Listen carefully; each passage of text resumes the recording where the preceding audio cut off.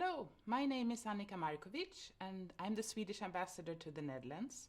And I'm really very happy to be present with you today here virtually to start up this year's WikiGap challenge. When I was young, and that's a few years ago, and we come into a discussion where we were not sure about the facts, we went to look it up in a dictionary or encyclopedia to fill up our knowledge gap. Little did we know, or rather, little did we think about who made those encyclopedias. Scientists and experts working those books were mostly men. How much has happened since then? Now our worldwide number one place to look for knowledge is, of course, Wikipedia. One of the amazing things about Wikipedia is that you can actually see who gathered the facts, who checked the sources, and by whom it's edited. And because of this transparency, you and I can change it, add our knowledge to it. And that is what you are all going to learn in the workshop today. And that brings me to what we will edit. Because looking through the editors and the millions of wiki pages, it's obvious that we have a gender gap. 90% of those who add content to Wikipedia are men. There are 4 times more articles about men than women.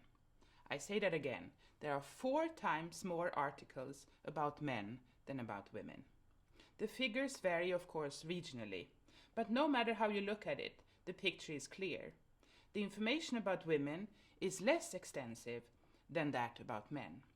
Regardless of which language version of Wikipedia you read, we want to change this. Instead of talking about the gender gap, we want to take action. That's why Sweden teamed up with Wikipedia to start WikiGap, an initiative in which people around the world came together to write articles about women in various fields.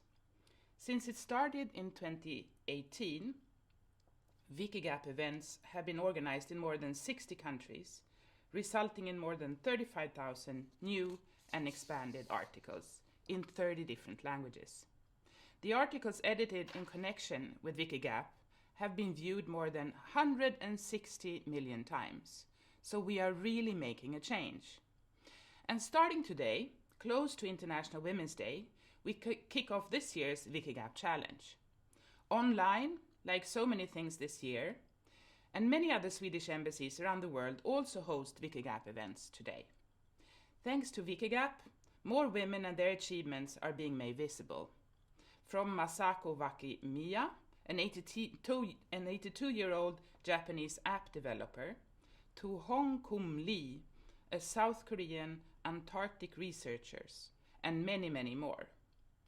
Sweden is the first country in the world to pursue a feminist foreign policy.